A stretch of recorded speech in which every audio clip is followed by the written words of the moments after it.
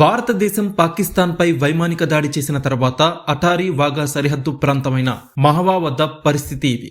ఇక్కడ నుంచి కేవలం 100 నుంచి 150 అడుగుల దూరంలోనే కంచెని చూడవచ్చు. ఈ ప్రదేశంలో రైతులు పెద్ద సంఖ్యలో ఉన్నారు. సాధారణంగా యుద్ధ వాతావరణం ఏర్పడినప్పుడు ఇటువంటి గ్రామాలే మొదటగా ప్రభావితమవుతాయి. ఈ ప్రాంతంలోని ప్రజలు గ్రామాన్ని, ఇళ్లని ఖాళీ చేయాల్సి వస్తుంది. ఇక వాఘా వద్ద జరిగే రీట్రీట్ వేడుక కూడా జరగట్లేదు. కర్తార్పూర్ కారిడార్ కూడా మూసివేయబడింది. ఇక యుద్ధం జరుగుతుంది అనే భావనలో కొంతమంది గ్రామస్తులు అమృత్సర్కి వెళ్లి తమ యొక్క కుటుంబ సభ్యుల ఇళ్లలో తలదాచుకుంటున్నారు. మరికొంతమందేమో పాకిస్తాన్కి తమ స్టైల్లోనే సమాధానం ఇవ్వాలని పేర్కొంటున్నారు. రాత్రి జరిగిన వైమానిక దాడి తర్వాత ఇక్కడి గ్రామ ప్రజలు ప్రధానమంత్రి నరేంద్ర మోదీకి కృతజ్ఞతలు తెలుపుతున్నారు.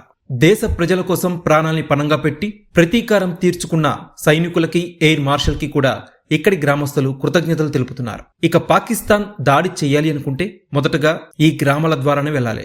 కానీ ఇక్కడి ప్రజలు ఇండియన్ ఆర్మీతో కలిసి పాకిస్తాన్ కి బుద్ధి చెప్పడానికి సిద్ధంగా ఉన్నామని చెప్తున్నారు. ఎందుకంటే ఇక్కడ చాలా మందికి 1965లో జరిగిన యుద్ధంపై, 1971లో జరిగిన యుద్ధంపై అవగాహన ఉంది. అంతేకాదు పాకిస్తాన్ కి బుద్ధి చెప్పడం ఎలా అనే విషయంపై భారత్ కి సమగ్రమైన అవగాహన ఉంది అని ఇక్కడి ప్రజలు భావిస్తున్నారు.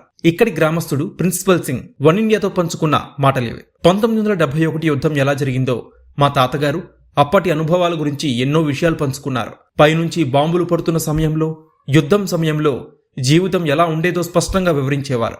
ప్రతిరోజు ఎదురయ్యే కష్టాలను ఎదుర్కొంటూ ధైర్యంగా నిలబడేవారు మా పూర్వీకులు. ఇప్పుడు కూడా తాము తమ పూర్వీకుల్లాగే ధైర్యంగా నిలబడతామని, వాళ్ళు ఎలాంటి ఆత్మస్థైర్యం చూపించారో తాము కూడా అలానే ధీటుగా ఎదుర్కొంటామని, ఇండియన్ ఆర్మీకి బాసటగా నిలుస్తామని చెప్తున్నాడు. Subscribe to One India and never miss an update.